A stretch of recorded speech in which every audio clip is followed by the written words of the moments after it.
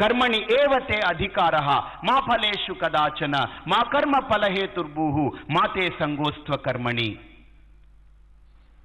అర్జున, ఇక్కడ ఈ లోకంలో నువ్వు కర్మ చేయి. ఈ శ్లోకం అండి చాలా ఎక్సలెంట్ శ్లోకం. కానీ ఈ శ్లోకాన్ని ఎంత పెడర్థాలతో మన వాళ్ళు ఎక్కించేశారంటే అంత గొప్పగా ఎక్కించారు. కర్మణ్యేవాధికారస్తే మా ఫలేషు కదాచన మా కర్మ ఫలహేతుర్భూః మాతే సంగోస్త్వ కర్మణి. ఈ లోకంలో నువ్వు కర్మ చేయి, ఫలితాన్ని ఆశించుకో. నువ్వు కర్మ చేస్తూ పో, ఫలితాన్ని ఆశించుకో. ఎలా సాధ్యమండి? ఇప్పుడు సపోజ్ మీరు ఇంట్లో నుంచి బయలుదేరారు, మిమ్మల్ని అడిగారు ఎక్కడికి వెళ్తున్నారని. ఏమో ఎక్కడికో పోతున్నాను. ఎందుకంటే ఫలితాన్ని ఆశించొద్దన్నారు కదా. ఏమో ఎటో పోతున్నాను, మళ్ళీ తిరిగి వస్తారని. ఏమో వస్తే వస్తాను, పోతే పోతాను. ఇప్పుడు నన్ను అడిగారండి, స్వామీజీ మీరు ఎక్కడికి వెళ్ళి, ఏమో ఎటో పోతున్నాను. ఎందుకని భగవద్గీతలో ఫలితాన్ని ఆశించొద్దన్నారు. డైలీ మీరు వ్యాపారానికి వెళ్తున్నారు, ఉద్యోగానికి వెళ్తున్నారు, ఉదయం నుంచి సాయంత్రం వరకు కష్టపడుతున్నారు. ఎందుకని 28వ తారీఖు. అదే ఈ రోజు గురించి మీకు ఆలోచనే ఉండకూడదు. ఇప్పుడు మీ ఫ్యాక్టరీకో మీ కంపెనీస్కో వాటికో వచ్చి స్వామీజీ గీత చెప్తారు అని చెప్పి మీరు అందరితోటి చెప్పించారనుకోండి. కర్మణి ఏవతే అధికారః మా ఫలేషు 28వ తారీఖు మర్చిపోండి, లేకపోతే నెలలో 30వ తారీఖు 1వ తారీఖు మర్చిపోండి. ఫలం గురించి ఆశించకండి, మీరు చేస్తూ పోండి. ప్రయోజనం అనుద్దిశ్య మందోపిన ప్రవర్తతే. ఫలితాన్ని ఆశించకుండా ఏ ఒక్కడే పని చేయలేండి. ఇంతమంది ఇన్ని వేల మంది ఇక్కడ వచ్చి మీ అమూల్యమైన సమయాన్ని, చక్కటి ఆదివారాన్ని అన్నిటినీ పక్కకు పెట్టి ఇక్కడికి వచ్చి కూర్చున్నారంటే you are expecting something which you want from me. అది నేను ఇవ్వలేకపోతే ఖచ్చితంగా మీరు రారు. నేను ఫెవికాల్ వేసినా అవసరం అనుకుంటే ప్యాంట్ ఒకటి తీసి పారిపోతారు తప్ప, ఈ ఫెవికాల్ ఇంకా ఊడేలా లేదు ప్యాంట్ అని దాన్ని విప్పేసి వెళ్ళిపోతారు తప్ప, మీ బట్టనైనా విప్పేసి వెళ్ళిపోతారు తప్ప ఇక్కడ కూర్చునే ప్రయత్నం సాహసం మటుకు చేయరు. చితక్కొట్టేస్తుంటే పట్టుకుని ఎవడు ఒప్పుకుంటారు? రోకట్లో పెట్టి పచ్చడి చేస్తుంటే ఏం మాట్లాడుతున్నాడో ఈ స్వామి అర్థం పర్థం లేదని బాబు, ఏవేవో పేలేస్తున్నాడు, మనకేం ఒక్క ముక్క ఎక్కి చావట్లేదు, ఇది ఎందుకు ఇక్కడ కూర్చుని తలకాయ నలగొట్టుకోవడం అని లేచిపోతారు. టప టప టప టప లేచిపోతారు. ఒకవేళ నేను అక్కడ గేట్లు వేయించి ఒక 10 మంది సెక్యూరిటీని పెట్టి పేల్చేస్తాం బయటికి వెళ్తే అన్నా ఏదో రకంగా అరగంట తర్వాత దూకేస్తారు. ఏ గోడ చంపితే చంపారా, ఈ చావు కంటే ఆ చావే మేలు అనుకుంటారు. కాబట్టి you are also expecting sir. మీరు నేను కాదు, ఒక భార్య ఒక భర్త ఇద్దరు కలుస్తున్నారంటే ఒకటి ఎక్స్పెక్ట్ చేస్తారు, మంచి పిల్లలు కలగాలని. ఒక యజ్ఞం చేస్తున్నామనంటే ఆశిస్తాం వర్షం పడాలి అని. మనదాకా ఎందుకు, కృష్ణుడే అర్జునుడిలో మార్పు రావాలని ఎక్స్పెక్ట్ చేసి భగవద్గీతని చెప్పాడు. మారక్కర్లేదు, వాడు మారితే ఎంత మారకపోతే ఎంత, ఏదో నా బాధ్యత నేను చేసేస్తాను. నో, అలాగైతే ఈ గీతని ఎప్పుడో చెప్పేయాలి, అక్కడే చెప్పక్కర్లేదు. ఎక్స్పెక్ట్ చేశాడు వీడికి ఎక్కడ ఈ గీత చెబితే మార్పు వస్తుందో, ఎక్కడ ఈ గీత చెబితే సమస్త లోకానికి ఈ గీత పరివ్యాప్తం అవుతుందో, విశ్వవ్యాప్తం అవుతుందో అక్కడ వరకు వెయిట్ చేశాడు శ్రీకృష్ణ పరమాత్మ. లేకపోతే ఎప్పుడో చెప్పేయచ్చు, ఆయన ఎప్పుడో చెప్పేయాలి ఇది. కాబట్టి కృష్ణుడు కూడా ఎక్స్పెక్ట్ చేస్తాడు రిజల్ట్ని. ఎవరైనా ఏ వైజ్ పర్సన్ అయినా సరే, ఎవరైనా బుద్ధున్నవాడు ఎవరైనా ఒకటి ఆశించి ఒక పని చేస్తారు. అంటే ఇది ఇలా జరగాలి, ఇది ఇలా అవ్వాలని ఆశించే. ఎక్కడికైనా మీరు ఏ పని చేసినా ఏదో ఒక ప్రయోజనం ఉండాలి, సార్థకత ఉండాలి. కాబట్టి ఇక్కడ శ్లోకాన్ని మనం చూస్తే కర్మణి ఏవతే అధికారః మా ఫలేషు. ఫలితాన్ని ఆశించకు, కర్మలే చేయి అన్నట్టు మనకు వ్యాఖ్యానం చేశారు. పొరపాటు, కృష్ణుడు అలా చెప్పలేదు. కర్మలు చేసే దగ్గర నీకు ఛాయిస్ ఉందయ్యా, కానీ ఫలితం దగ్గర నీకు ఛాయిస్ లేదు. You have to accept it. ఎందుకని? కర్మ నువ్వు ప్రొడ్యూస్ చేస్తున్నావు, ఫలితాన్ని నువ్వు ప్రొడ్యూస్ చేయట్లేదు, ఆ కర్మ ప్రొడ్యూస్ చేస్తుంది. కాబట్టి ఆ కర్మ ఎలా ఉందో అలాగనే ఆ ఫలం వస్తుంది. నాకు ఒక మంచి మామిడి పండు అంటే ఇష్టం, చాలా అద్భుతంగా ఉందని తినేశాను. తినేసి ఎక్కడి నుంచి వచ్చింది అని అంటే పలానా వాళ్ళు పంపించారన్నారు. తినేసి నేను విసిరి పాడేశాను నా పెరట్లో. చూడండి, నాకు తెలియదు, నేను విసిరి పాడేశాను, దానివల్ల చెట్టు వస్తుందేమో, ఇంత జ్ఞానం లేదు. తిన్నాను, ఆ మామిడి పండుని శుభ్రంగా తిన్నాను, చక్కగా రసం బాగుంది, తిన్న తర్వాత తినేసి ఆ టెంకను తీసి పాడేశాను అనాలోచితంగా. బట్ నాకు అనాలోచితం అవ్వచ్చు, కానీ అది క్రియ జరిగింది, అక్కడ కర్మ జరిగింది. నేను ఊహించకపోవచ్చు, కానీ అక్కడ కర్మ జరిగింది. దేనికి? ఇంత పెద్ద మామిడి చెట్టు రావడానికి నేను విసిరేసిన టెంక కారణమైంది. అది నాకు తెలిసి చేశానా తెలియక చేశానా పక్కన పెట్టండి, క్రియ జరిగింది అక్కడ. ఆ కర్మ నేను అవాయిడ్ చేయలేదు. ఒక్కసారి ఆ కర్మ జరిగిన తర్వాత దాన్ని నేనేం చేయలేను. అందుకనే శంకర్లు అంటారు, కర్మకు నీకు ఛాయిస్ ఉంది, చేసే కర్మలో నీకు ఛాయిస్ ఉంది, కానీ నువ్వు పొందే ఫలంలో నీకు ఛాయిస్ లేదు, అనుభవించవలసిందే ఏదొస్తే అది. ఎందుకని కర్మను అనుసరించే ఫలం వస్తుంది. కర్మల్లో ఛాయిస్ ఎలా ఉంది? కర్తుం శక్యం, అకర్తుం శక్యం, అన్యదా వాపి కర్తుం శక్యం. You can do it, you need not do it, you can do it differently. ఇప్పుడు ఒకసారి అందరూ మీకు చెప్తాను చూడండి, ఒకసారి మీకు ఎక్సలెంట్ ఎగ్జాంపుల్ చెప్తాను. అందరూ ఒకసారి క్లాప్ చేయండి ఒకసారి. ఓకే ఓకే ఓకే ఓకే అందరూ కొట్టలేదు, కొంతమంది ఇది ఏం చెప్పాలో మనం కొట్టలేదు. ఒకసారి అందరూ కొట్టండి. Okay okay. బా ఎంత హ్యాపీగా ఉందంటే 4 రోజులు గొంతు చించుకుని అరిచినందుకు చప్పట్లు కొట్టమంటే కొట్టారు. బా నా మాట మీరు విన్నారంటే నా జన్మ ధన్యం. ఇప్పుడు ఇంకోటి అడుగుతాను, చేయండి. ఒక్క 2 నిమిషాలు ఏడవండి నా గురించి. ఏం నవ్వుతున్నారు? నేను చెప్పిన దానికి విరుద్ధంగా చేస్తున్నారు. ఇప్పుడు అర్థమైందా చాయిస్ అంటే?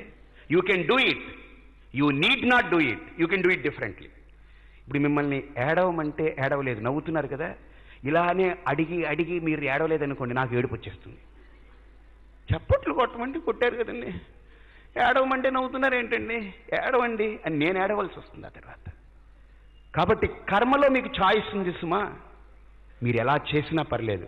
కానీ గుర్తుపెట్టుకోండి, మీరు ఆశిస్తున్నారే ఫలం, అది అలానే రావాలి అని అంటే ఆ కర్మ కూడా అలానే జరగాలి. కాబట్టి కర్మని ఏవతే అధికారః మా ఫలేషు కదాచన. యూ కెన్ ప్రొడ్యూస్ కర్మ బేస్డ్ ఆన్ యువర్ ఛాయిస్. కాబట్టి కర్మ చేసేటప్పుడు అర్జున జాగరూకతతో అవగాహన పొంది చక్కటి జ్ఞానంతో ఆచరించే ఆ కర్మని, అప్పుడు అది ఇచ్చే రిజల్ట్ కూడా ఇస్తుంది. అది ఇచ్చే రిజల్ట్ ఖచ్చితంగా ఇస్తుంది, అంతే కదండి. మనం పరీక్షలో పాస్ అవ్వాలి. ఎస్, ఏం చేశాడంటే వీడు శుభ్రంగా సంవత్సరం పొడుగుతా కొత్త సినిమా వస్తే దాన్ని 20 సార్లు చూశాడు, ఒక్కటి రాకూడదు చూశాడు. ఇంక ఇంట్లో 24 గంటలు 46 ఛానళ్ళు. ఇప్పుడు మొన్న ఒక అడ్వర్టైజ్మెంట్ వచ్చిందనమాట, 100 ఛానళ్ళు 100 రూపాయలకే. అసలే ఉండేది 2 కళ్ళు, దీని మీద ఇంకో 2 కళ్ళు కూడా వచ్చేసాయి. 20 ఏళ్లకే 4 కళ్ళ వాళ్ళు అయిపోయాం. 100 ఛానళ్ళు 100 రూపాయలకే. వీడి పరిస్థితి ఏమైపోతుంది చెప్పండి, ఆలోచించండి. వీడు ఛానల్ మార్చేటప్పటికే 3-4 గంటలు పట్టేస్తుంది. ఇప్పుడు సంవత్సరం పొడుగుతా వాడు ఏమీ చదవలేదు, ఇంకా రేపు ఎగ్జామ్. వచ్చాడు, ఎక్కడో చదివాడు, వినాయకుడికి 100 కొబ్బరికాయలు కొడితే పాస్ అయిపోతాం. ఎందుకంటే వాళ్ళమ్మ ఇంట్లో మొక్కుకునేది, ఏదైనా పని జరగాలంటే ఒరే నాయన నేను వినాయకుడికి మొక్కుకున్నాను రా, కొబ్బరికాయలు కొట్టాను, పని జరిగిపోయింది. వాళ్ళ నాన్నగారు అన్నారన్నమాట, ఒరే నేను ఫలానా వ్యాపారం చేసేటప్పుడు వినాయకుడికి మొక్కుకున్నాను రా, చాలా పట్టుంది, 100 కొబ్బరికాయలు కొట్టేశాను, పని అయిపోయిందని. వీడికి లోపల ప్రిపేర్ అయిపోయాడు. వీడు ఓకే నో ప్రాబ్లం, 100 కొబ్బరికాయలే కదా, ఇక్కడ కొద్ది కాస్ట్లీ అనుకుంటే అక్కడ నుంచి కోనసీమ నుంచి ఎక్స్పోర్ట్ చేసుకుంటా, ఇంపోర్ట్ చేసుకుంటా, అక్కడ 3 రూపాయలే ఉంటుంది, 100 తెప్పించుకుంటాం. కొట్టేసాడు, ఏది కొట్టేశాడు అనమాట. పరీక్షకి వెళ్ళాడు, ఏంటి కొబ్బరికాయ కొట్టాను, 100 కొబ్బరికాయలు కొట్టానయ్యా, ఏంటి ఒకటి కూడా నాకు అర్థం కావట్లేదు ఇక్కడ.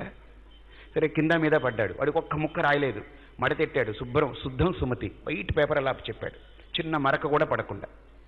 సరే నేను అనుకుంటున్నాను కొబ్బరికాయలు కొట్టాం కదా, అంతా అయిపోయింది కదా, ఇవన్నీ తినడానికి కొంత టైం పడుతుంది గణపతికి, అప్పుడు రిజల్ట్ వస్తుంది, కాబట్టి ఇప్పుడు ఇచ్చేసాం పేపర్, ఇంకా వాడి పనిలే అక్కడ అనుకుని ఎగ్జామినేషన్స్ అంతా అయిపోయిన తర్వాత మార్క్ లిస్ట్ వచ్చే రోజు హీ వాజ్ వెరీ హ్యాపీ. తోటి వాళ్ళందరూ చాలా టెన్స్గా ఉన్నాడు, వీడు మటుకు కాన్ఫిడెంట్గా ఉన్నాడు. 100 కొట్టేశాను, 100 కొబ్బరికాయలు కొట్టేశాను, మార్క్ వస్తుంది. Is it possible? ఒక్కసారి ఆలోచించండి. నా ప్రయత్నం లేకుండా నువ్వు 100 కొబ్బరికాయలు కాదు 1000 కొబ్బరికాయలు కొట్టినా no lord is going to make adharma commit adharma. నీ ప్రయత్నం ఉండాలి, నీకు ఇచ్చింది బుద్ధి, దాన్ని ఉపయోగించుకోవాలి. కాబట్టి ఇక్కడ కూడా కర్మణి ఏవతే అధికారః మా ఫలేషు కదాచన మా కర్మ ఫలహేతు భూహు. అర్జున, కర్మకు నువ్వు కర్తవే కానీ కర్మ ఫలానికి నువ్వు కర్తవు కాదు. అప్పుడు అడుగుతాడు, మరి ఎవరండి ఫలాలు ఇస్తున్నాడు, ఎవరు నాకు ఈ ఫలాలను ఇచ్చాడు? గుర్తుపెట్టుకో, నీకు తల్లినిచ్చింది వాడు, నీకు తండ్రినిచ్చింది వాడు, నీ కుటుంబాన్ని ఇచ్చింది వాడు, నీకు భార్యనిచ్చింది వాడు, నీకు పిల్లల్నిచ్చింది వాడు, నీ జీవితాన్ని ఇచ్చింది వాడు. ఇవన్నీ నీ ఫలాలే. తల్లి నీకొక ఫలం, తండ్రి నీకొక ఫలం, వాళ్ళిద్దరికి పుట్టిన పండు నువ్వు. అందుకనే చాలా మందికి పేరు పెడతారు, పండు అని పేరు పెడతారు. నువ్వు వాళ్ళ పండు, ఫలం. అలాగే ఈ పండుకి ఇంకొక పండు, జామ పండు, దీనికి ఒక ఫలం. ఈ ఫలాలన్నీ కూడా ఇచ్చినవాడు ఒకడున్నాడు. అందుకనే రమణ అంటారు, కర్తురాజ్ఞయా ప్రాప్యతే ఫలం. ఏమనండి స్వామీజీ, చాలా బాగున్నారండి ఆయన.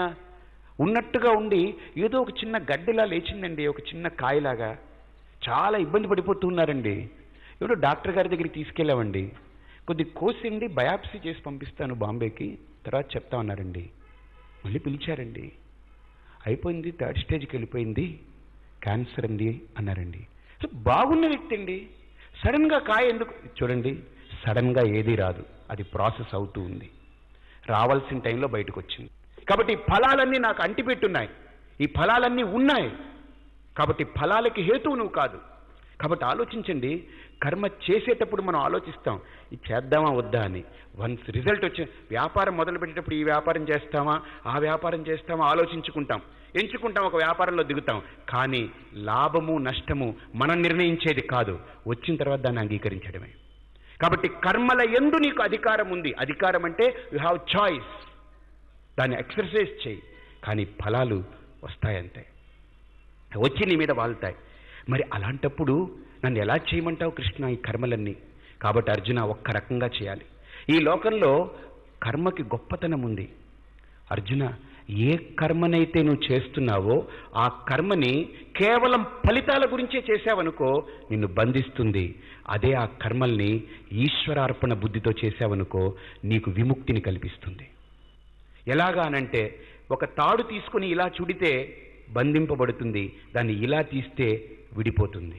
అలాగనే ఈ కర్మను కూడా ఈశ్వరార్పణ బుద్ధితో చేస్తే, ఒక యోగ బుద్ధితో చేస్తే కర్మ యోగం అవుతుంది, నీకు మోక్షానికి హేతు అవుతుంది, నీ ప్రశాంతతకు హేతు అవుతుంది, నీకు ఆనందాన్ని ఇస్తుంది.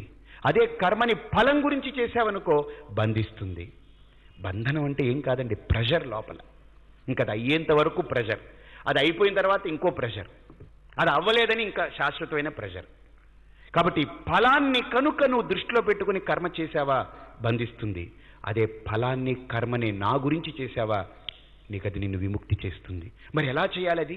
యోగస్థః కురు కర్మాణి సంగం త్యక్త్వా ధనంజయ సిద్ధ్య సిద్ధ్యో సమో భూత్వా సమత్వం యోగ ఉచ్యతే.